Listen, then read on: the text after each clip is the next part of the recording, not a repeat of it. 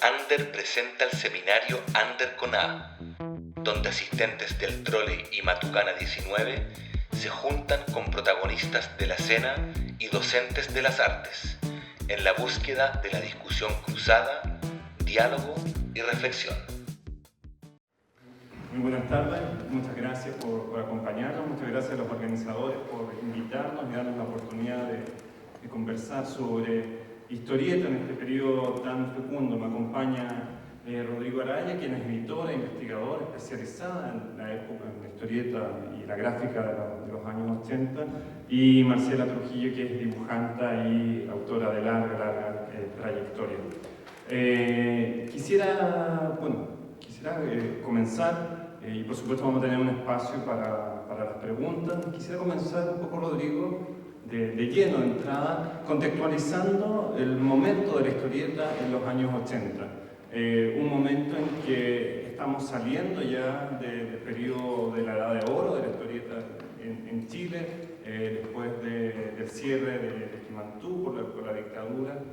Hay una especie de vacío en la historieta, y en los años 80 lo que vamos a ver son sobre todo, ¿no es cierto?, dibujantes vinculados a las revistas de oposición, y lo que está pasando a mediados ya de los 80, una incipiente producción de fanzines, de autopublicaciones.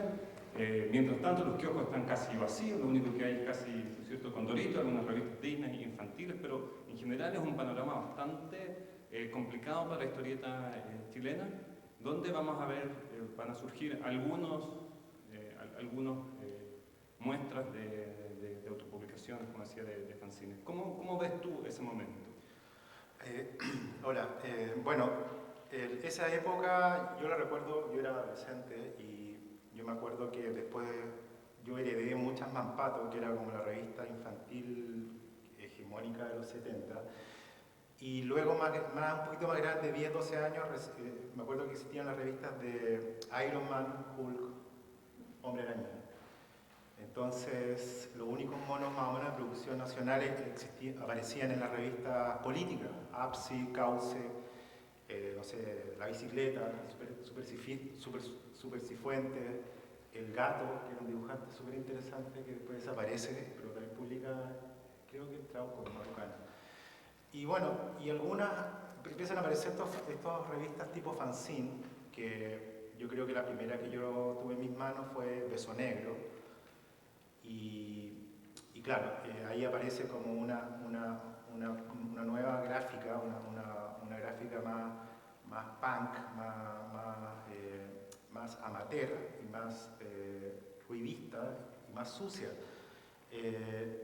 Todo un shock, porque eso no existía en ninguna parte, más allá, porque tampoco existía ni internet ni nada para verlo como de afuera tampoco. O sea, el cómics underground norteamericano que aparece al fin de los 70, yo primera vez que veo a Crumb fue en Trauco. Antes no tenía idea, no conocía a Crumb, Robert Crumb. Y nada, entonces aparecen estas revistas y luego de un periodo de, no sé, 2-3 años de muy subterráneo, aparecen en kiosco. Yo creo que la primera que aparece es Ácido, y El Cueto, creo que es más o menos la misma época que fue 87. Porque la Matucana, la primera época de Matucana, no estaba en kiosco. Eso creo que se vendía como a mano. Jordi podría haberlo dicho mejor, pero la segunda época ya estaba en kiosco, que era el formato más grande y que un poco competía con la Trauco con la calidad. Pero este tipo de revista underground o fancinera era muy difícil de encontrar, o sea, eran en tocatas o en lugares específicos. Y bueno, yo era chico y con suerte me llegaban en las manos, entonces... claro, lo primero que me llegó en mi mano en kiosco fue Trauco, eso para empezar fue lo primero. Y ahí aparecen autores nuevos, jóvenes, como la Maliki, y ese trazo sucio, ese trazo irreverente que venía de los fanzines aparece como en el kiosco. Aquí lo que estoy mostrando, algunas imágenes que también ustedes son imágenes del archivo Láminas y Estampas de la Biblioteca Nacional, que pertenecen a una colección que donó Antonio Arroyo, uno de los editores de Trauco, a la Biblioteca Nacional, y donde ven un poco se muestra este panorama, sobre todo estas autopublicaciones que he mencionado. Es interesante acá, por ejemplo, en Tiro y Retiro, que uno de los autores era Herbie, o sea, un autor que después va a ser, ya venía de las Chivas y después va a ser todo otro camino. Entonces también son revistas que van agrupando a Mario Igor, a Máximo Carvajal, o sea, recogen una tradición, son unos espacios que recogen esta tradición porque también se abre a nuevos autores. Ariete, otra revista también donde está Ricardo Fuentealba, quien también acá pueden ver, estos son originales de Ariete, que están conservados en la Biblioteca Nacional gracias a una donación también de Ricardo Fuentealba. Enola Gay, otra de las revistas de la época, y acá un listado de revistas de la época hecha por el propio Antonio Arroyo en el momento de la donación a la Biblioteca Nacional.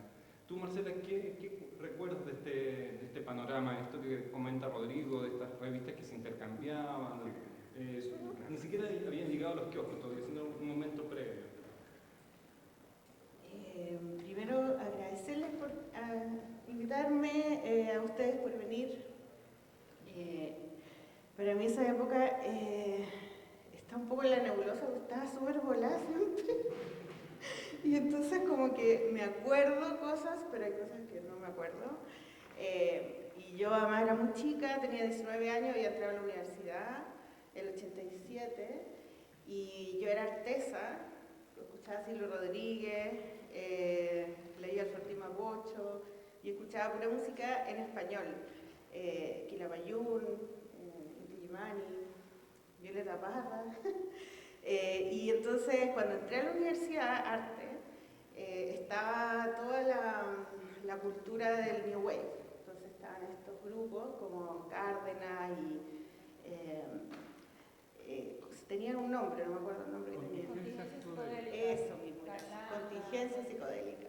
Entonces ellos eran los más cool de todos, los más choros, y yo quería ser pura amiga de ellos, pero eran súper machistas además.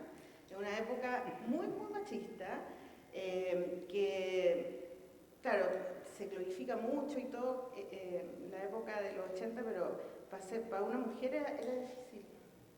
Y nunca me aceptaron ellos. Entonces, la manera en que yo pude como entrar a ese grupo fue a través de un amigo que era amigo de ellos, del Cristóbal, que era de Índice de Desempleo. Él tenía un grupo de rock, entonces, como yo era su amiga, yo era la amiga de Cristóbal. Y ahí, como que, la amiga de Cristóbal, invitémosla a tomar una cerveza. Y ahí yo iba así como, ay, me toman en cuenta. Y entonces, ellos tenían las revistas.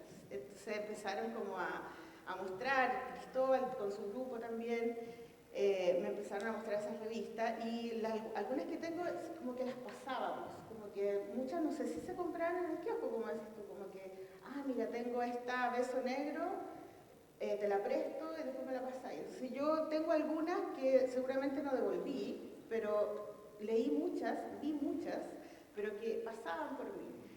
Y ahí es donde te digo que de verdad, ahora cuando las veo arriba y las empiezo a leer, no me acuerdo muy bien si las leí o no, porque siempre eran en plan como carrete, ¿cachai? Pero no fue hasta al año siguiente, en el 88, cuando un amigo de Cristóbal, que es el Huevo Díaz, que además después yo me casé con él y el papá de mi hija, él tenía unos guiones de cómic y me dijo, mira, hay una revista que llevaba un solo número que está pagando por cómics. Y nosotros éramos así chicos y como paupérrimos. Y dijimos, hagámoslo. Entonces me pasó los guiones y yo nunca había dibujado un cómic, a pesar de que yo sí había leído muchos cómics. De hecho, fui muchas veces a San Diego con mi papá a cambiar revistas de historieta. Leíamos toda la familia historieta. Y ahí me di cuenta que yo siempre leí historieta. Pasa es que para mí era tan normal, yo pensaba que toda la gente hacía eso en sus casas. ¿Cachai? Nunca leí libros como ilustrados para niños. Habían pura historieta, nada más. Entonces las terminábamos de leer, íbamos y las cambiábamos. Entonces yo fui muchas veces y era de la editorial Novaro, las que eran Walt Disney. Claro. Y Condorito. Entonces, cuando tuve que dibujar el primer cómic, que es el que está arriba en la exposición, no tenía idea cómo hacerlo. Y además yo era súper punk y como que todo desordenado, era como muy rebelde, entonces traté como de hacerlo lo más desordenado y extraño posible, ¿no? Y entonces usé tinta china, me acuerdo. Y cuando fuimos a dejarle el cómic a Antonio, me di cuenta que su casa estaba en San Miguel, que era donde yo vivía, y que éramos vecinos. Vivíamos como a 3 cuadras. Y entonces fuimos a dejar los cómics y ahí tenían una biblioteca de cómics con muchos cómics europeos sobre todo y también españoles y norteamericanos. Y ahí conocí el cómic para adultos porque no tenía idea que existían, o sea, no sabía, nunca los había visto. Y entonces yo me hice amiga de ellos y me acuerdo haber ido varias veces a esa sala, a esa pieza, a leer cómics, a ver cómo hacían los cómics, ¿cachai? Por ejemplo, que le ponían esas tramas, por ejemplo, ¿no? Y yo decía, ¿cómo hago estas tramas? ¿De dónde las saco? ¿O qué cosas usan? ¿No? Y hice varios cómics con Álvaro, hicimos varios, pero todos son distintos porque yo trataba de copiar cosas, porque soy súper copiona de todo, entonces copié cómo hacían los pelos, cómo hacían la ropa, ¿cachai? Y ahí pude cultivar lo que yo sabía de cómic, porque no tenía idea. Ahora sí, lo que me acuerdo, fue mi escuela, sí. Lo que sí me acuerdo que nunca me gustaron en ese momento los cómics europeos como Moebius o los de Jodorowsky, todos los que eran como virtuosos, no, me daban una lata atroz, así como que era muy masculino, era pura cosa épica, no había humor, ¿cachai? Y todas las mujeres eran como unas vedettes, ¿cachai? Como tetonas, potonas, y como que nunca ni siquiera me dan ganas de leerlos, pero sí Robert Crumb y sí todos los españoles, que eran chistosos, tampoco era que eran feministas, nada, pero eran divertidos y tenían una factura muy bruta. Y esa brutalidad que tenían y ese expresionismo, a mí en ese momento me atraía mucho, ¿no? Entonces como que dije, este es el cómic que yo quiero hacer, quiero esto, ¿no? Y ellos me pasaban los cómics. Después incluso fui como diseñadora de unos números con puro collage. Todo pegado. Todo pegado porque no había computador ni nada. Rodrigo, lo que menciona Marcela es súper interesante porque ella está describiendo también las influencias que hay muy fuertes en esta época. Por una parte el cómic under norteamericano, estadounidense, por otra parte el cómic europeo, Moebius, bueno, Manara, Pratt y otros autores que van a estar en esta revista.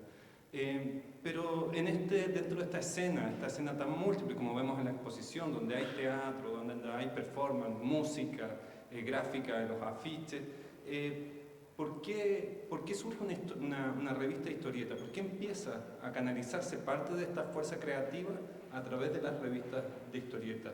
Y a continuación también que me cuenta un poco el rol que tiene Jordi Lloret, que lamentablemente no está con nosotros, y Alfonso Godoy, que ellos vienen de esta movida española de la historieta, y igual como Antonio, igual como la gente de Trauco después. Mira, yo creo que es interesante aquí como explicar que eso es lo que tú decías, el cómics para adultos, esa frase antes no se usaba, era como que era historieta, a secas. Entonces que aparezca como el título... Cómic para sobrevivir en esta Matucana 3. Claro. O cómics con S. Con X. Entonces, claro, esto pertenece también a una escena bien española y lo curioso es que como Trauco, bueno, Toño era español de Madrid y el Pedro Bueno también, ellos vienen con toda esa onda para replicarla acá y con una intención también de hacer un negocio. Pero ellos venían con la influencia y la influencia más era de Toño, que él era comiquero real. El Pedro no era tan comiquero, era como más gestor cultural. Y lo interesante es que se genera también paralelamente, incluso antes, el vínculo de Jordi Lloret con el Alfonso Godoy, que ellos se conocen y que se conocen en Barcelona. En Barcelona, en principio de los 80, 81, 82. Ahí el Jordi incluso ya había hecho un par de fanzines, uno creo que se llama Comixaurio, y el Sudaca Más Turbio, que eso fue en 84. El Alfonso, esto también es muy interesante y no se sabe, el Alfonso Godoy publicó en España, publicó en Barcelona, año 82, 83, yo creo que el primer dibujante de esa generación que publican en Europa, en Barcelona, y también publican en un libro de ciencia ficción, una revista de ciencia ficción de Bélgica, creo, de Bélgica o Francia, pero era de habla francesa. Entonces, y Godoy también publica en un grupo de vanguardia que se llama Grupo Cero, que también sacan 10 números y un semillero de todo lo que viene después de autores españoles. Lloret logra convencer o invita a Godoy a participar en el Matucana, porque la primera época no estaba Godoy, y la segunda época ya está Godoy. Entonces trae todo un acervo europeo y también trae contactos de Europa, trae todas estas personas, estos autores que compartió con Cero y los invita a publicar. O sea, hay también aquí una diferencia entre Trauco y Matucana, porque Trauco era Madrid, más punky y más pirateo, y Matucana era Barcelona, era como más purista, era más educada, por decirlo de una manera, tenía poesía, fotos, y tenía la autorización de los autores, que también... Bueno, acá vemos algunas imágenes de Matucana, como dice Rodrigo, algunos de los autores que probablemente todos conocen, Clampton, por ejemplo, que una gran figura de la época, y en Trauco, una de las cosas que me llama la atención del periodo, pareciera que no había rivalidades entre todas las revistas que había, ¿no? Era una especie de cofradía la revista, o sí había algún tipo de rivalidades, porque los autores pasaban de una a otra, pareciera que no importaba mucho ser autor de una u otra. Si hablamos, por ejemplo, exclusivamente de Matucana, Matucana tenía el galpón, y en el galpón se gesta la revista. Y Trauco tenía como su casa en San Miguel, que era también un centro de operación, un centro de carrete, y también en Bellavista, porque también se hicieron fiestas, pero ellos tenían un rollo más multidisciplinario, así como que eran salsa, rollos con globos gigantes, organizaron esa fiesta ahí en lo que ahora... Eran bailadores de salsa. ¿Les gustaba bailar salsa? Yo nunca entendía por qué. Entonces, como claro, uno piensa, no, que era súper punky, pero no, a ellos les gustaba la salsa. Sí, no eran punky para nada, o sea, no tenían ningún look. De hecho, a mí me llamaba mucho la atención porque esa casa para mí fue como una revelación, porque era una familia doble, eran 2 matrimonios, con una hija chica, la Nantu, que era bien chica, con esta biblioteca llena de cómics, con un living lleno de gente tomando cerveza y un patio interior con una mesa de pool, no, de ping-pong. No, pero había una de pool que le ponían una madera y lo dibujaban. Claro, bueno, es una mesa grande donde jugaban. Y había plantas y escuchaban salsa. Y además tenían esta cosa como muy cariñosa. Ellos eran muy... como que tú entrabas ahí y, bueno, como son los españoles, como, hola bonita, me decían siempre. Y me sentía muy bien, como que nunca había visto un modelo de casa así yo.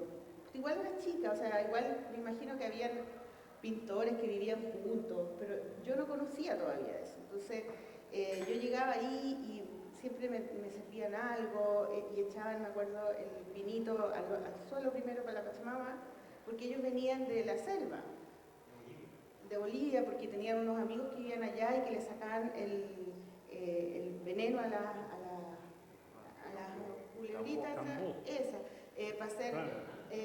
para hacer medicamentos. Y tenían esas fotos, entonces era como un tipo de personas que yo no conocía, que existían. Fue mi primera ventana al extranjero, ¿cachai? Entonces para mí era como un sueño estar ahí. Y además que querían conocer dibujantes. Yo entré a la universidad porque yo dibujaba, pero yo no quería ser pintora, no tenía idea, o sea, no cachaba nada de arte. Pero que existiera un lugar donde todos dibujaran era como un sueño para mí. Ahora, no había mujeres, o sea, estaba la Vicky, estaba la Inés, que eran las mujeres de ellos, y las mujeres que había en la casa eran las pololas de los dibujantes, ¿cachai? Entonces ella es la polola de la verdad. Y yo era, la Marcela era la única dibujante que había una niña que era poeta, no me acuerdo cómo se llamaba, pero era una cosa muy masculina también. Pero también había harto copete, había harta droga también, que yo tampoco conocía. Fue como el primer momento de mi vida donde yo pude conocer eso, ¿cachai? Y me sentí muy querida. Yo creo que para mí eso fue muy importante. Eran súper cariñosos ellos, y muy cultos, entonces como que hablaban de cultura, cosa que yo tampoco lo vivía mucho, ¿no? Hablaban de escritores, de películas, y les gustaba mucho ir al cine y conocían gente del mundo de la cultura, entonces valoraban a la gente porque eran, no sé, fotógrafos, videastas, hacían cine. En dictadura eso no pasaba mucho en Chile, ¿cachai? Como que no había una valoración por el arte. Y desde la escuela de arte, donde también está un momento dominado por la escena avanzada también, ¿cuál es la relación con la historieta? ¿Era más bien marginal, no? ¿No era? Sí, o sea, desde mi punto de vista era completamente underground, no estábamos instalados, no teníamos un lugar en la cultura aceptada, ¿cachai? Porque una de las cosas importantes para mí fue como entrar ahí y darme cuenta que todo lo que yo había vivido, como todos mis gustos, como esta cosa artesa y la cosa como latinoamericana, tenía que ver porque como yo era de izquierda, entonces mi pololo de esa época era comunista, entonces yo estaba metida en ese rollo. Pero llegué a la escuela y estaban todos estos new wave, muy choros así de negro, escuchaba música en inglés, y los tipos que eran como yo eran súper fome y eran como metidos como en política, ¿cachai? Y hacían paro, y me cayeron mal, y entonces como que no quise seguir siendo ese grupo, y entré a este otro grupo donde leían cómics, dibujaban, escuchaban a los Smiths y música punk también, porque ellos eran más como la onda New Wave, ¿cachai? Yo después me metí, porque me fui al chancho, como siempre, y me metí en la onda punk como que no eran de la escuela, eran como de Matucana, eran amigas y amigos que nos juntábamos a tomar en la calle, íbamos a las fiestas, y ellos no eran amigos de los New Wave, los New Wave eran cuicos para ellos.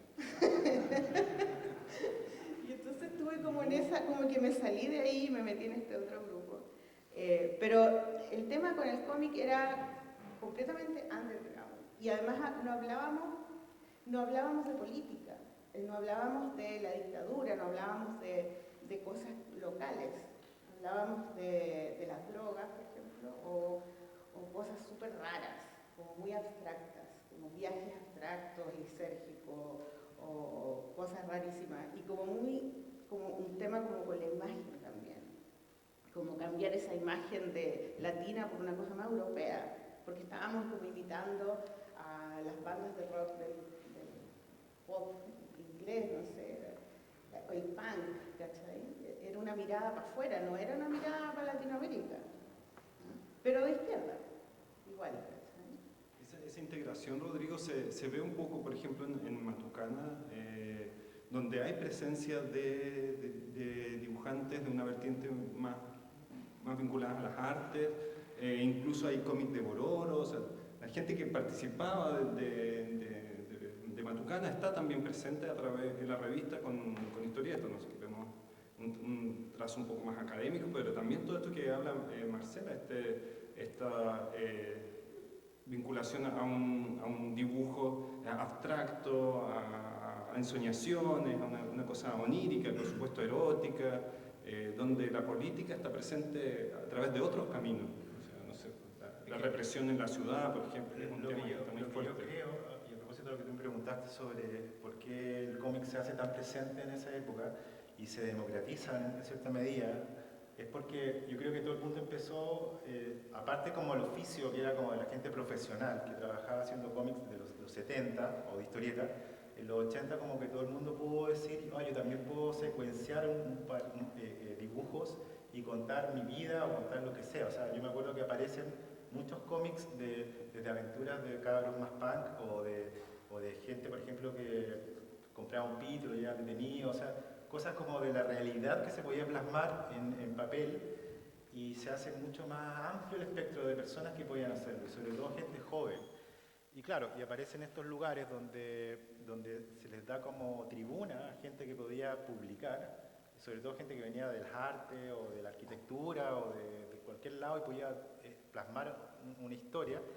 Y en Matucana, claro, aparece esto que reúne muchas vertientes y desde gente como muy pulcra, gente muy profesional, porque por ejemplo hay un caso súper interesante de Alejandro Albornoz, que también falleció hace un tiempo atrás, y él venía también del mundo del arte, era pintor, y publicó básicamente toda su obra en Matucana, y su trazo y su obra es súper particular. Y también hablando como de cosas íntimas y cosas personales, que muy adelantado, porque como que ahora recién es como, oye, voy a contar todo lo que me pasa, y esto ya pasó el 84, ¿cachai? Entonces, es interesante porque hay como una explosión de ganas de contar tu vida y la vía más fácil era el dibujo. Y mucha gente que tampoco dibujaba bien, o sea, por ejemplo, todo lo de Beso Negro, que es gente... Tenemos aquí a Lucho Venegas, que es el autor de Quisco, y el Quisco es un ejemplo de eso. O sea, el Lucho estudiaba... Amo el Quisco. Lo amaba.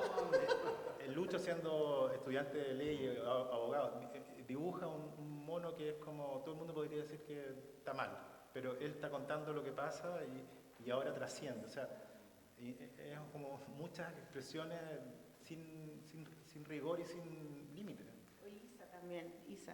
También. Melchor. Páginas, bueno, lo que comentábamos, hay literatura, pero también está el Conde de Matucana, recientemente editado, también de Ricardo Fuentealba, para mí uno de los grandes dibujantes actuales, o sea, que sigue vigente y trabajando con mucho ahínco. Algunas otras páginas, Bruno Montaner, por ejemplo, en esta idea de ilustración, también como... Y de Bolaño. Por supuesto, claro, muy abierto también, me imagino que gente mandara, hiciera colaboraciones, también un cómic de Bororos, estas páginas muy diversas, ¿no? Como que todo el mundo tenía cabida en esta revista. O sea, el criterio editorial amplio, totalmente amplio y libre. O sea, yo creo que Matucán es más libre que Trauco, porque Trauco trataba de hacer una cosa más de rigor y más seria, como de revista con sus secciones bien establecidas, o sea, cómics, entrevistas, qué sé yo, avisos, porque siempre trataron de tener avisaje también, cosa que no lograron. En cambio, Matucana tenía como más libertad, quizás era también por el rollo de Jordi, que es más poeta y es como más etéreo. Y una época también, ya año 88, en que vemos que empiezan a proliferar revistas con estas tapas brillantes, con una preocupación más por la impresión, ácido, esta página Bandido, esta página de Gonzalo Martínez, que también original está en la Biblioteca Nacional de esta aventura Primera Ácido. Lo que comentábamos, Beso Negro, y me fijé que en la exposición está uno de esta misma serie que aparece en Beso Negro sobre Condorito y Yayita, bueno, por fin consuman su amor. Es una dibujante que trabajaba para el staff de Condorito y firma como pedo, pero no se sabe quién es, quizás Lucho sepa, pero incógnito. Ahí ya nos va a contar. Y aquí ya llegamos con Trauco, las primeras dos portadas de Trauco, claro, con una visión quizás ya como instalarse en los kioscos, con hacer otro tipo de circulación, un tiraje mayor, también importante. Todo Chile más o menos, al norte y al sur llegaba. Antofagasta creo que gente me decía, o Conce. Tú decías, contabas, Marcela, que pagaban en Trauco, y eso era, me imagino, importante. No sé cuánto pagaban, pero me acuerdo que con Álvaro fuimos a El Huevo, que le decía en esa época, a un bar a gastarnos la plata. O bueno, no sé si gastamos toda la plata, pero estábamos emocionados, nunca habíamos recibido plata él trabajaba igual, pero yo nunca había trabajado, entonces era como mi primer sueldo y además eran súper ordenados ellos, como los traucos, tenían como todo súper organizado y era como un honor, para mí fue increíble poder hacer un dibujo y que después lo vendieran en los kioscos, ¿cachai? Que estuviera ahí en los kioscos. Y fue lo primero que hice, fue antes de pintar. O sea, antes de pintar hice cómics. Después que dejé de hacer cómics, volví a hacer pintura. Pero para mí era como un honor totalmente. Porque sí, se vendía en todos lados. Eso yo sabía. Aquí vemos también, bueno, pueden ver desde el primer número quiénes están, Checho López de Martín, Isa, bueno, mucho Moebius también. En la otro, que me hace un gran dibujante también de la época y actual también, Vicente Plaza y Carto, recientemente fallecido. Y estas son las páginas que yo les contaba, son los originales de la diagramación de Trauco que están en la Biblioteca Nacional, donde se pueden ver estos arrepentimientos, se pueden ver la superposición de tramas, estos recortes, todo también muy artesanal de este proceso de maquetación. Unos dibujos también de Carto para Kiki Bananas. Checho López también, que me parece que es uno de los... sintetiza muy bien Checho López, por el dibujo, y la atmósfera y también una crítica quizás más social. El caso de Martín Ramírez es súper interesante porque él no dibujaba cómics, él era estudiante de arquitectura, compañero de la hermana de Hilda Carrera, y lo invitan a participar en la revista como, oye, hazte algo. Entonces él venía también de la Alemania democrática, entonces sus papás tenían su mamá era cineasta, entonces tenía un rollo bien interesante del cine y de la forma de trabajar así bien sistémica, y él se pone de cabeza a inventar un personaje y llega el Checho López como bien concienzudo, y ahí logra toda la revista hacer una aventura de él, y es como la saga de Trauco. O sea, el Checho López es un personaje súper interesante porque es como la herencia del roto chileno, del verdejo, del condorito, del personaje antihéroe que está todo el rato pasándolo mal. Entonces es interesante porque refleja todo lo que estaba pasando en Chile en ese minuto, o sea, el tema de la uva envenenada, la cesantía, el vendedor callejero, está en la Penny, como que lo pasa súper mal, tiene una novia que es vedette. No, es un libro, o sea, todas las historias del Checho López es un compendio súper interesante. Bueno, publican solo, ¿cierto? Publica solo. Sí, y además que hay que contextualizar el momento, porque pensamos, o sea, estos espacios que se describen acá eran espacios muy puntuales dentro de una... Todavía la dictadura estaba todavía pesaba fuerte. Jordi contaba en algunas entrevistas que siempre había una cuca fuera de Matucana, que había mucha vigilancia, que los vecinos reclamaban. De hecho, tú fuiste, o sea, la revista Trauco fue censurada por un cómic tuyo, entonces también es un periodo de muchas tensiones todavía.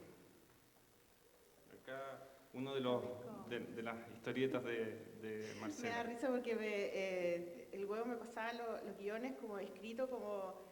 Él estudiaba como diseño teatral, entonces escribía los guiones como guión de cine, ¿cachai? Escena 1, cuadro 1. Yo nunca había hecho eso, era como tan... Y como soy tan obediente, casi como por dentro, obediente, todo lo que decía ahí, yo lo hacía. Pero no entendía nada de la historia, era muy rara. Pero decía, huevo, ¿de qué se trata la historia? Da lo mismo, me decía, habla nomás. Y yo nunca entendía, y Toño después me decía, oye, está bueno, pero el próximo podrían hacerlo como que se entienda un poquito más. Pero no le hacían caso tampoco, ¿no? No, porque nosotros éramos punk, entonces como que, no hacíamos caso a nada. Pero a mí lo que yo me acuerdo, ahora que lo veo ahí, es que yo trataba de que cada vez fueran mejor dibujados, como de aprender a copiar todo lo que veía de los otros cómics. Entonces el tema del cómic no era mío y no era mi problema, digamos, ¿no? Pero sí el tema del dibujo, porque porque encontraba bacán estar dibujando un cómic, cuando yo había leído cómics toda mi infancia, ¿cachai? Entonces no me preocupaba mucho, pero me acuerdo de que no entendía nada de qué se trataba. El único que entendí realmente fue el primero y el último que dice que lo censuraron. Pero hay una intención de diseño, ¿no? En la página. Porque sí, pues yo me acuerdo, viñetas eso con era lo que yo quería hacer los personajes. Además, todos los personajes eran hombres, porque todos los personajes que él hacía eran hombres. Y por eso yo nunca consideré que esos cómics eran mis cómics. Como que yo empecé a hacer cómics cuando estaba en Nueva York. No, que el primer que hiciste tuyo era Recitos de Oro. Sí, pero tampoco lo escribí yo. Es un cuento de adaptación. Henry Miller que yo adapté, porque tampoco Ahí está, tenía la ahí está confianza. Recitos de Oro y Sí. está Afrodisíaco. Sentía que no tenía la confianza conmigo misma de escribir algo. Entonces me gustaba mucho Henry Miller y ese cuento era muy chistoso porque estaba súper curado y su hija le pedía que le contara un cuento. Y la esposa le decía, ya, ahora te toca a ti, tú nunca los acostás y no sé qué, y él, no, que estoy súper curado, no sé qué, y al final dice, ya, y le empieza a contar el cuento Recitos de Oro, pero donde los osos se la comen y se curan y toman droga y la descuartizan, y es para cagarse la risa. Entonces yo dije, ya, y ese es el cómic. Es súper divertido. Acá vemos otros ejemplos también de la época, ¿no? Bandidos, El Cohete, con historietas para adultos. Revistas en general que duran, ¿cuánto? ¿2, 3 años? El Cohete dura 2 números, o 3, o no sé, dos creo. Bandido tiene más números, incluso llega hasta el 90 y tanto, o sea, como hartos números. Y de hecho esa portada es de Yoyo, Claro. y eso parece que es antes de Trauco. Acá se ve también en la descripción de la revista, está Mario Igor, Joel Espinosa, Yoyo, Máximo Carvajal, o sea, también una mezcla, Sí. y eso es muy interesante, una mezcla de generaciones. En tu libro, Hombre igual. puros hombres. En tu libro hay algunas imágenes donde se muestra a Mario Igor, o no, a Máximo Carvajal en una esquina tomando cerveza con otros dibujantes. Sí, Hay como una interrelación que era interesante. me parece que esos eran los talleres 619. Acá algunas otras portadas de Matucana. Esta es de Alfonso Godoy, ¿verdad? Sí, creo que sí. Y atrás tienen como imágenes de lo que pasaba en el garage. Claro. Ese es Lautaro. Feldman. Alfonso Godoy. Que él publicó ese mismo cómics en España. Claro, aquí cuenta que era una continuación de un cómic que había iniciado en España, con un gran trabajo, y acá Recitos de Oro y Afrodisíaco. ¿Cómo fue la censura? ¿Cómo te enteraste tú? Fue muy complejo. Fue muy complejo para Trauco también, porque definió el final de Trauco. A lo mejor, ¿no? Sí, yo no supe eso hasta mucho tiempo después, porque yo como no le tomé el peso en el momento que ocurrió. Salió la noticia, primero hicimos el cómic, nos dijeron ya... Marcela, y decir que ese cómic venía en esta revista, entonces uno podría pensar... Que está censurado por las pechugas, ¿no? Podrían censurar la portada, pero no censuraban la portada, sino censuraban un cómic en particular. Censuraron 2 cómics, el mío y el de un Paco que le regala una flor a una niña. Número 8. Ah, ya, pero eran 2 censuras, creo que, ¿no? Una querella y una censura. Claro. El Toño nos dijo ya, después de todos estos comentarios de que no se entendían nuestros cómics, que eran demasiado raros, pero igual nunca nos dijo que no y que no lo arregláramos nada, pero nos dijo ya, entonces fin de año tienen la portada y hacen un cómic así largo y guay, para nosotros fue lo máximo. Entonces el Huevo hizo este cómic más largo, más complejo y con los gatos que eran como nuestros personajes estrella. Y además era la Navidad, entonces iban a Belén y aparecía el viejito pascuero. O sea, era como un refrito de todo lo que era la Navidad y el fin de año. Y en una parte aparecía, los gatos entraban a Belén y se encontraban con el pesebre y justo estaban haciendo Jesús. Y entonces María estaba con las piernas abiertas y salía Jesús y se veía el parto. Y yo busqué un libro de partos como no un libro parto, un libro, una enciclopedia donde aparecía el parto y salían unas fotos y lo copié como lo más igual posible porque igual mis cómics eran como todo como de la cabeza, nunca miraba fotos. Pero me acuerdo que en ese miré la foto y ahí salía Jesús con su aureola y con barba de las piernas y la Virgen María con las piernas abiertas. Y eso era al principio del cómic. Después llegaba el viejito Pascuero, llegaban los Reyes Magos que traían pito y copete. Típico, todo era eso, pito y copete, pito y copete. Y después hacían unas cosas filosóficas. Mira, no sé, era muy largo. Y yo estaba pintando la portada, no la había terminado y Toño nos llama y nos dice que lamentablemente no va a poder publicar el cómic porque es demasiado subido de tono y que pueden tener problemas por el tema de Jesús. Y nosotros nos enojamos y yo me frustré porque iba a tener la portada, ¿cachai? Y ay, nada que ver, y que son mala onda, y como, Y yo dejé de hacer cómic y me desentendí, me enojé con Toño. Bueno, y pasó un año entero y Toño dejó la revista y abrió su propia editorial. Ya después me hice amiga de Toño de nuevo me acuerdo que me compraron una pintura de unos punk, no sé si se acuerdan de esa pintura. Y la tenían en su oficina, qué sé yo, y me llama ¿cómo se llama? El que se quedó con la revista, el Pedro, y me dice, ya, yo ahora soy el editor, ahora pongámoslo porque ya ganó el no pasa nada, no va a pasar nada, no se preocupen. Ya, pues así que le pasamos, sin portada, porque ahora ya publicaban puras minas en pelota en la portada, era como que habían pasado a otro nivel, al nivel minas en pelota. Y nada, y fue así, estábamos tomando once en mi casa y daban las noticias, como 60 minutos, y mostraron, no sé si mostraron, pero dijeron que la revista Trauco la habían censurado porque salía una imagen que violaba la buena costumbre, ¿no? La moral y la buena costumbre. Y yo así como, yo la hice. Y lo llamé por teléfono y él lo único que me dijo, no te preocupes, tú no tienes nada que ver, no te va a pasar nada y nosotros nos vamos a hacer cargo, porque somos los editores, así que no sé qué. Pero él no me explicó nada lo difícil que había sido. Después que me encontré con ellos, mucho tiempo después, me contaron que habían tenido que ir a firmar todos los meses, toda la semana. Por un año y que habían tenido que pagar un montón de plata y que había sido como el principio del fin de la revista. Pero yo en ese momento no hice ni culpa ni nada. Y al número siguiente creo que salió esta entrevista tuya, la dibujante Marcela Maldita, y entre otras cosas dice, te pide la opinión sobre tus compañeros de escena y bueno, no deja a nadie muy bien, ¿no? Es que a mí me caía mal todo el mundo, porque era punk. Porque eso se trata de ser punk. Que a nadie te cae bien. Solamente si eres punk, me cae bien. Me caían todos mal.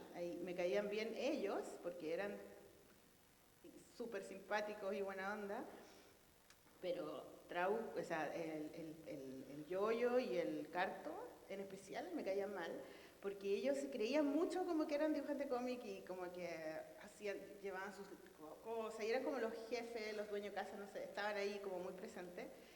Y no me gustaba su historia, eran como que, ¿de qué se trata tu historia? Como la playa, la mina, no sé, la moto. Y no me gustaban, me gustaban como los punkies. Me gustaba Isa, me gustaban los cómics de Cárdenas, había otro cómic de otro pintor, de Hidalgo, claro, que era muy chistoso. Y bueno, los que pirateaban, que eran todos siempre súper buenos. Pero claro, me hicieron esa entrevista cuando yo todavía pensaba así. Después ya no me cayeron mal, porque ya no era punk. Pero bueno, esa es la razón.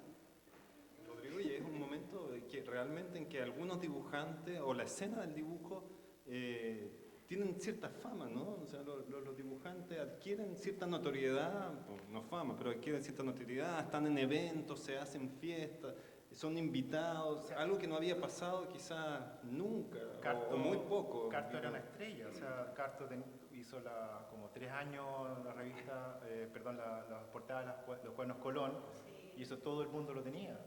Y luego incluso aparecía en el programa Extra Jóvenes, hablaba de cómics. Entonces, Carto era un rostro. Sí.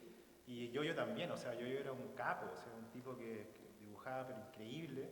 Y también era chico, porque había tenido... Y los originales eran increíbles, o sea, eran perfectos. Entonces hay un video de la fiesta que hicieron en Vicuña Maquena y eran estrellas, o sea, la gente le pedía autógrafos, dibujaron en vivo, hicieron como competencias de dibujo en vivo. Y eran verdaderas... Algo que nos parece hoy día natural, pero no era, dentro de la historia de la historieta chilena, no era algo tan... Incluso era como ejemplo de carrera a seguir, o sea, yo quiero ser dibujante de cómics, más o menos, para los cabros más chicos. Ahora no creo que corra eso. Y con el triunfo del no, y ya se ve más cerca la vuelta a la democracia, hay otros intentos, no sé, Matucana tiene otra época, Sí. Hacen esta revista que a mí me parece muy interesante, que es Quicho, que es un experimento muy, muy extraño de historieta under para niños y niñas, historieta entre monstruosa y como todo este dibujo que comenta Editorial Arrebatos de Godoy con Lloret. muy interesante también, experimentos pero que no fructiferan, o sea, vuelve la democracia y esto que parecía como todo esto que se había estado durante 5 años digamos construyendo desaparece porque ya no hay revista de los años 90, 91, son los últimos intentos quizás de Temolobo, todo este trauco desaparece, Matucana desaparece, bueno, Quicho tiene 4 números. Medias de como Tiburón, Papaya, esa, con Joel que dibuja, pero de ahí mueren. ¿Y por qué pasa eso? Apareció. Anarco, pero sin periodicidad también. O sea, yo creo que mueren porque cambia muy rápido el modelo como de industria cultural en Chile. Como que inmediatamente se pone el tema de la competencia, del tema, los primeros Fondart, ENART, etc. Y curiosamente como que se contrapone a la acción esta de hazlo tú mismo y hazlo en contra de todo. Y fotocopiar y hacerlo y expresarte. O sea, como que todo el mundo piensa de que hay que ganar plata, hay que profesionalizarse. También crecen los jóvenes, se hacen más adultos, tienen que generar recursos, tienen familia. La postura punk y la postura rebelde se vence en cierta medida. Y muchas revistas también ya no creo que no son negocios, o sea, desaparecen las de política también, porque también recibían financiamiento extranjero. Se cortan esos financiamientos extranjeros por la democracia, porque esto era una ayuda para la dictadura. Entonces, bueno, son muchos factores, no podría definirlos tan drásticamente con un par de frases, pero culturalmente como que hay un cambio radical. Los 90 se ponen más planos y aparecen cosas como la tarjeta joven, cosas como más light, y como que todo el mundo pensaba que podía participar de cosas, Instituto de la Juventud. Y también como que organizaban fiestas y como descuentos para comprar cosas, o sea, se hace muy rápido un cambio de folio. Eso. ¿Cómo viviste ese periodo ya de cierre, final, principio de los 90, tú terminas tu carrera, empiezas a pintar, te vas a Nueva York, hay un distanciamiento también de la... Sí, el cómic nunca lo dejé por completo. Igual, por ejemplo, cuando hice mi tesis, que se llamaba Brillo, hice un cómic, que es un cómic donde actúa afrodisíaco también, pero lo hice yo, y era autobiográfico, es el primer cómic autobiográfico, donde aparecen mis compañeros de la universidad, mis profesores, y como que me río un poco de los profesores que me trataban mal, o de los que me caían mal, no sé. Y aparecen todos mis compañeros, y ese es el primer cómic que hago, pero bien influenciado por Robert Crumb, como que trato de copiarle. Tenía una compañera, la Vero Fribrot, que tenía libros de Crumb, me los prestó, y yo así como copiando los árboles, como hacía los árboles igual. Y ese cómic fue importante para mí porque como era parte de mi tesis, Ernesto Muñoz, que era el director o el curador del museo del MAC, me invitó a exponer mi tesis, o sea, mi tesis de grado al museo. Entonces, estaban mis pinturas y los cómics enmarcados. Entonces, como que entró el cómic al museo y es algo que siempre quedó en mí y trato siempre de hacerlo. O sea, yo trato siempre de meter el cómic al museo o a la galería para sacarlo de la revista y ponerlo así para que el comprador lea.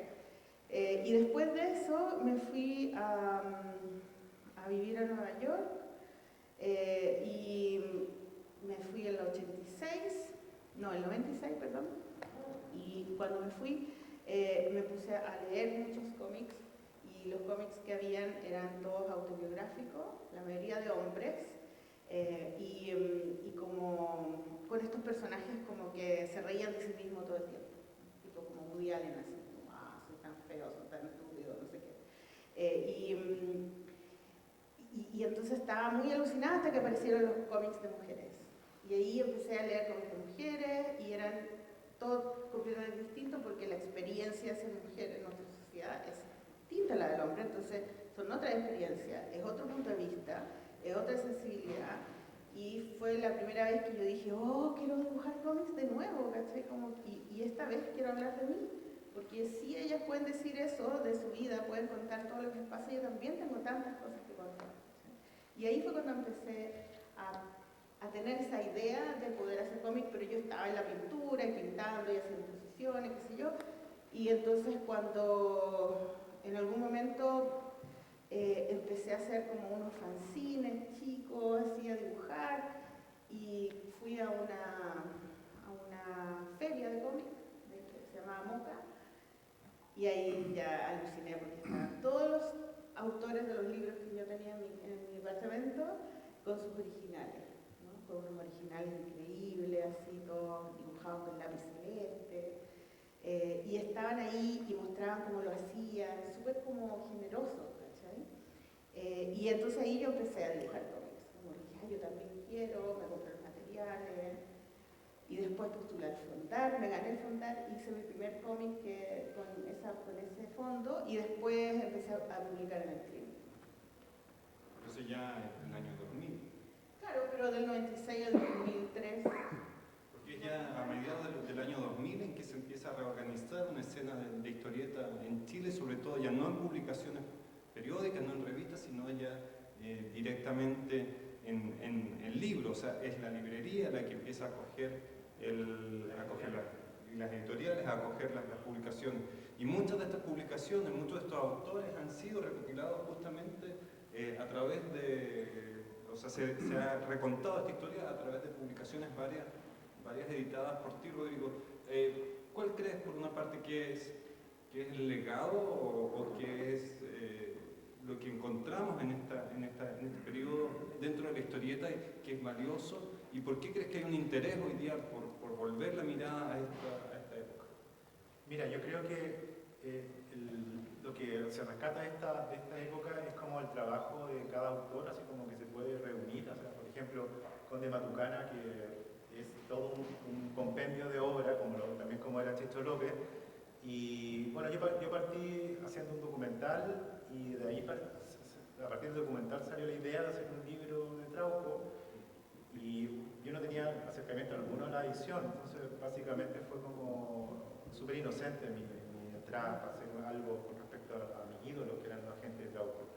Y de ahí, como ya me acerco a ellos, como que empiezo a cachar de que era interesante agrupar las obras de cada uno, o sea, Bicho Plaza, Lautaro, Checho López, Carto, etc. Y así no paráis como de 20 autores, Clampton, por ejemplo.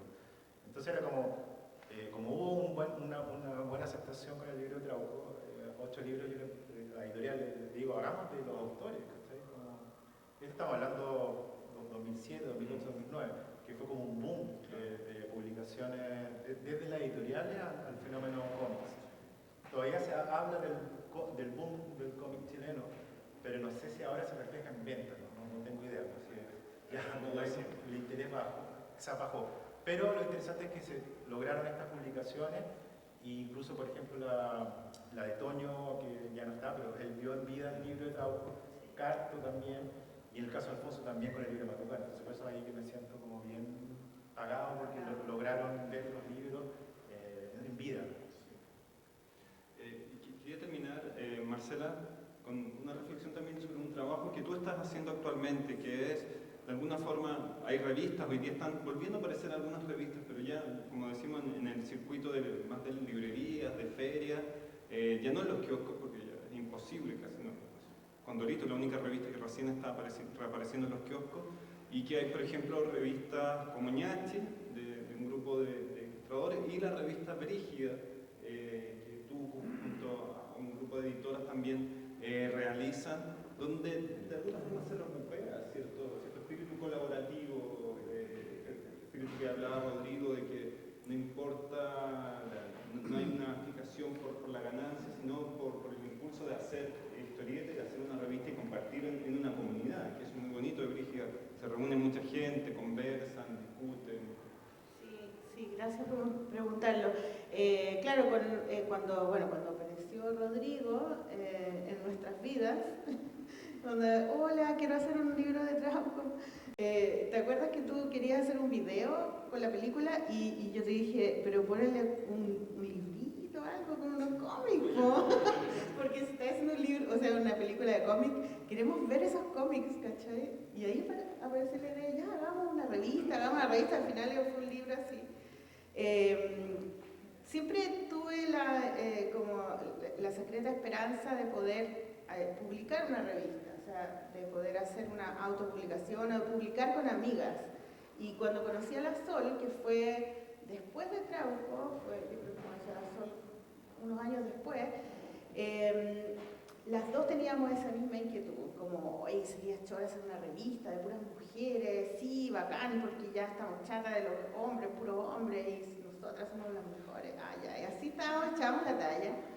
Y entonces dijimos, ya, hagamos la revista, pero primero hagamos un blog, y floja, nunca hicimos el blog.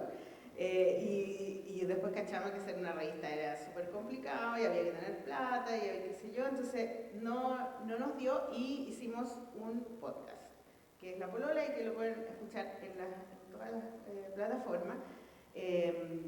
Ahora está un poco abandonado, pero todavía lo tenemos, el podcast.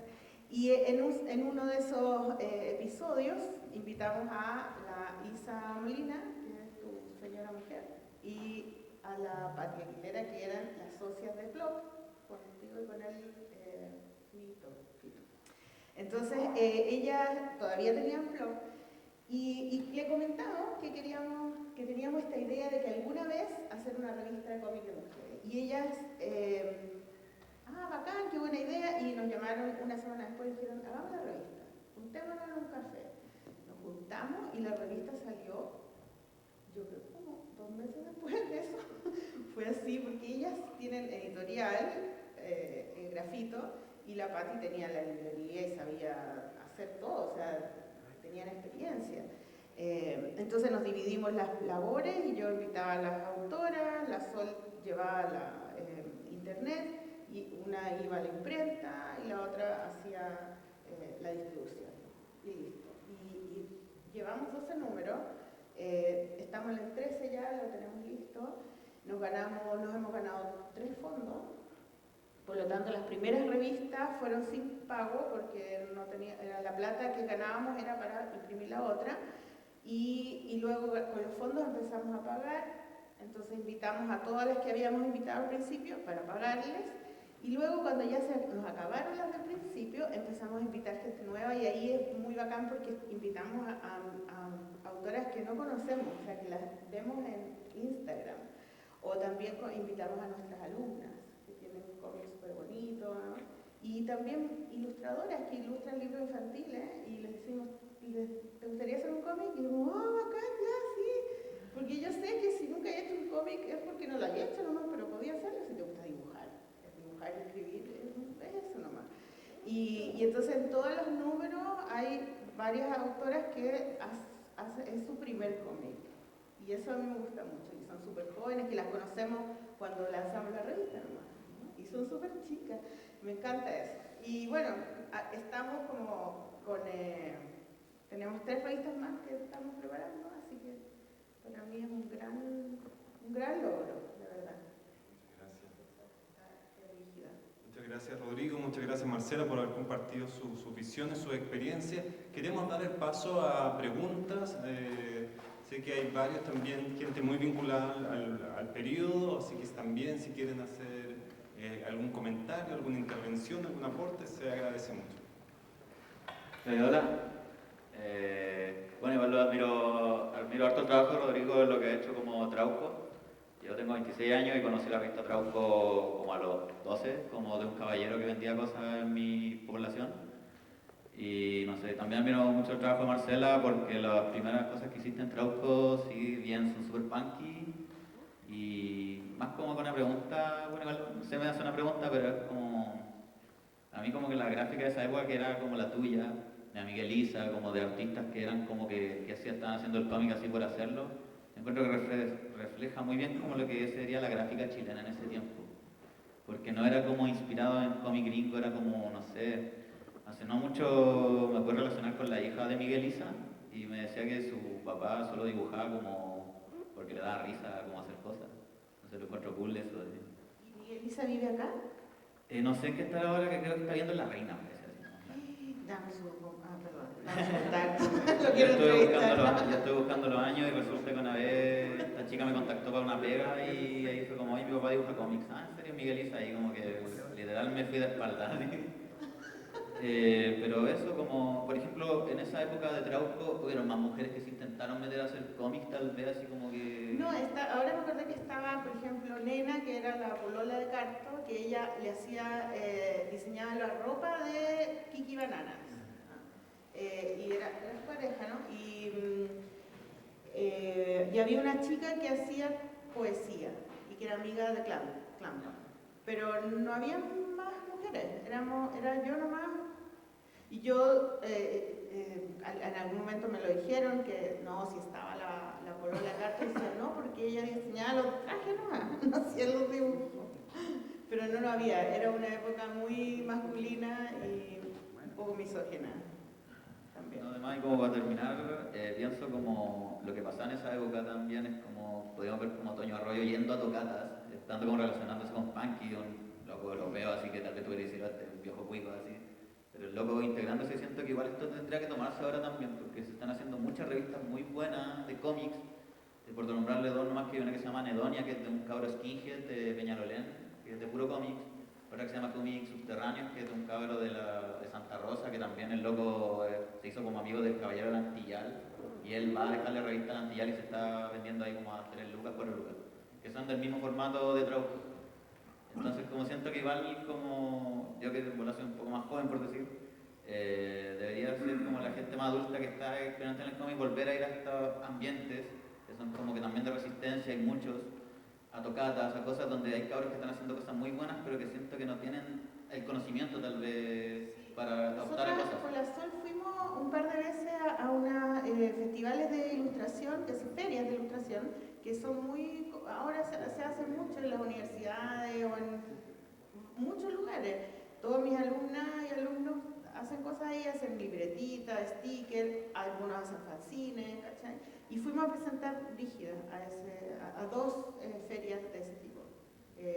Cohete Lunar, la otra no me acuerdo cómo se llama. Hubo otra que se llama Fanzine. Y ahora vamos a ir con la Sola otra que es en Renca, creo, que lo organiza una alumna de ella. O sea, sí es algo que a mí me gusta porque me gusta mucho conectarme con las nuevas generaciones, porque lo vivo, hago clases en el Arco, he hecho clases en muchos lugares y creo que eso me mantiene como al tanto de lo que está pasando. Para mí es importante porque yo era de esa edad cuando empecé a dibujar, ¿cachai?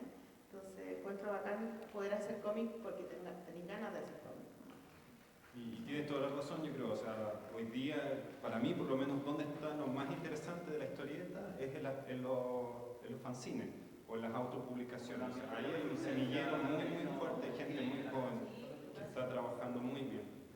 ¿Alguna otra consulta? Tengo aquí dos. Hola, ¿qué tal? Gracias por la presentación.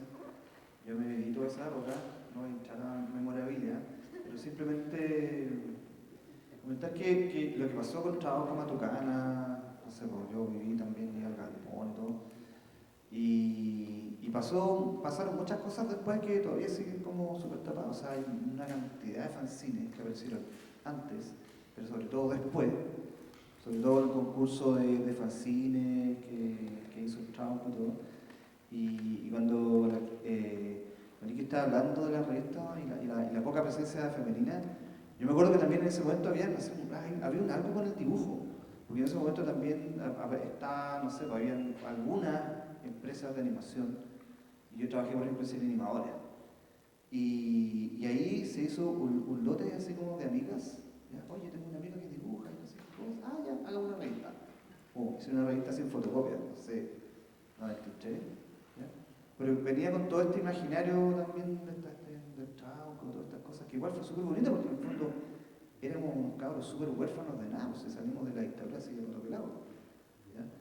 Y yo tengo esa revista, así que se la puedo mostrar. ¿Cómo se llama? XU. Y que era un rollo más o menos porque la Sina Weissman es la que organizaba todo este cuento, y no sé en qué estará ahora la Sina. Es que yo tengo una amiga que también dibuja y nos juntábamos ya y se juntaron y no dejaban, que no querían publicar en ningún nombre. Y yo les preguntaba, oye, pero Sina, ¿por qué le ponen XU? No, es que hay un ejercicio para la papada, que es una XU. Y era eso, ¿cachai? Y yo no tenía idea porque era como otro universo. Entonces pasaron un montón de cosas súper interesantes que vinieron después. Y a ese yo creo que en algún momento hay que echarle un ojo porque fue un fenómeno. Y a propósito de una imagen que mostró Claudio, que mostró lo que había escrito el Toño, claro, mencionaban la cloaca.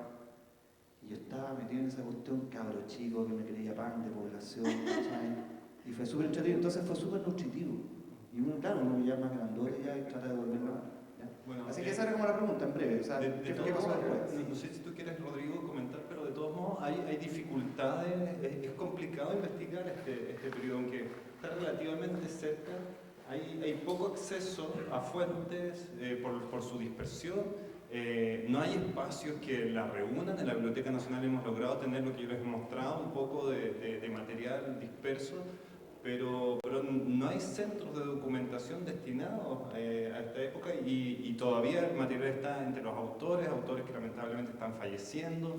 Entonces también hay un problema de fuentes de investigación que es complejo. Y más aún para este tipo de materiales que son fanzines de circulación muy restringida que no tienen los caminos habituales de circulación.